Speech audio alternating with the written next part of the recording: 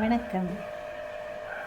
இன்று அடக்கமுடைமை அதிகாரத்தின் 7வது குறளை நாம் பார்க்க இருக்கிறோம்.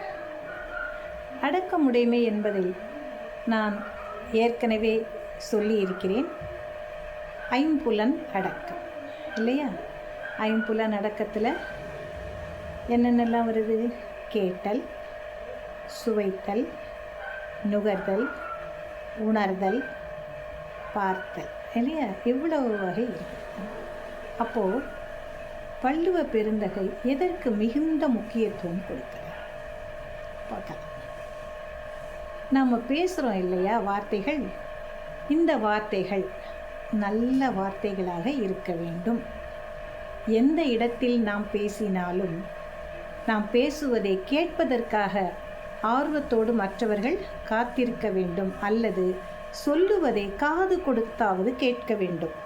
அப்படிப்பட்ட சொற்களை மட்டுமே நாம் பேச வேண்டும். நான் ஏற்கனவே சொன்னேன், நான் காக்க அப்படின்னு சொன்னால் நாம் பேசக்கூடிய சொற்கள், அதைப்போல் சுவைக்கக்கூடிய பொருட்கள். சுவைத்தல்ல இருக்கிறது என்னன்னு நமக்கே தெரியும். நல்ல நாக்கு ருசியாக இருக்குன்னு சாப்பிட்டுட்டோம்னா என்ன ஆகும்? நமக்கு வயிற்றுக்கோளாறு ஏற்படும். அது அதோட நிற்கிதா? அதனால் பல விதமான கோபங்கள் நமக்கு வரும். உடம்பு நல்லா இல்லைனாலும் எல்லாருக்கும் கோபம் வந்துடும் இல்லையா? முடியல அப்படிங்கிற ஒரு எண்ணத்தில் வந்துடும். உடல் நலம் கெடும். சரி, இங்கே அடக்கமுடைமை அதிகாரத்தில் இவர் எதற்காக நாவை பற்றி பேசுகிறார்? நாவு தானே சொற்களை கூறுகிறது. இந்த நா இருப்பதனால் மட்டுமே நாம் சுவைப்பது மட்டுமல்ல, பேசுவதும் நடக்கிறது. நாக்கு இல்லைன்னா பேச முடியுமா? முடியாது. அப்படி பேசும் பொழுது என்ன நடக்கிறது?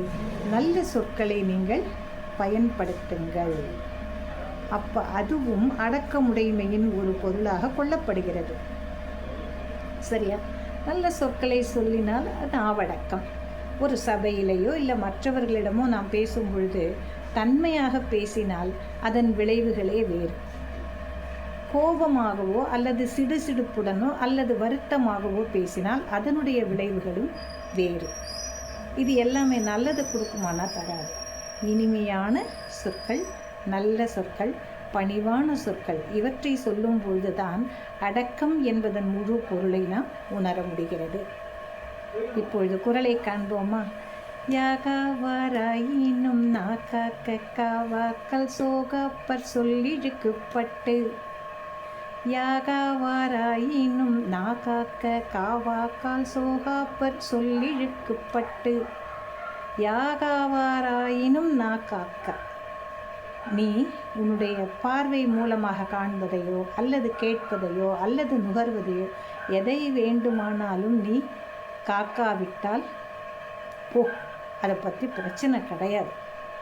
ஆனால் இந்த நாவு இருக்குது இல்லையா, இந்த நாவினை நீ காக்காவிட்டால் அப்போ என்ன? நான் காத்தல்னா என்ன? அதுக்கு ஏதாவது ப்ரொடெக்ஷன் போட்டு வச்சுக்குவோமா? இல்லை. நல்ல சொற்களை சொல்லாமல் தீய சொற்களை கூறுதல். நல்ல சொற்களை கூறினால் நாவானது காக்கப்படுகிறது. தீய சொற்களை கூறும் பொழுது அந்த காத்தல் என்ற உணர்வு இல்லாமல் போகிறது. யாகாவார் ஆயினும் நா காக்க, நாவடக்கம் மிகவும் அவசியம். சொற்களை தேர்ந்தெடுத்து தெரிந்து எந்த இடத்தில் எதை பேச வேண்டும் என்று உணர்ந்து பேசுங்கள். அப்படி பேசாவிட்டால் என்ன நடக்கும்? யாகாவாராயினும் நா காக்க காவாக்கால், அதனை அப்படி நீ கண்டித்து கவனிக்காவிட்டால் சோகாப்பர் சொல் இழுக்கப்பட்டு, தீய சொற்களை கூறியதன் விளைவாக துன்பத்தையே அடைவார்கள். யாராவது நல்லது பேசலைன்னா நம்ம சந்தோஷமாக கைத்தட்டி வரவேற்போமா? போ அப்படின்னு சொல்லிட்டு போயிடும். இப்போ பார்க்குறோம், நாவடக்கம் என்பது பல்வேறு அரசியல் கட்சிகளில் பார்த்தோம்னா நமக்கு கஷ்டமாக இருக்குது. படித்தவர்கள், பண்புள்ளவர்கள், பெரிய பதவிகளில் இருப்பவர்கள் சொல்லக்கூடிய சொற்கள் நல்லா இருக்கா? தினம் நியூஸ் பார்க்குறோம். நாமளே என்ன பண்ணுறோம், அரசியலில் யாருமே இல்லை தான், அவங்களோட நமக்கு சம்மந்தமும் இல்லை தான். ஆனாலும் என்ன நடக்குது, அவர்களின் மேல் நமக்கு ஒரு அருவருப்பு ஏற்படுகிறது. இதன் விளைவாக யார் துன்பத்துக்கு உள்ளாவார்கள், யார் அந்த சொற்களை சொன்னார்களோ அவர்கள்.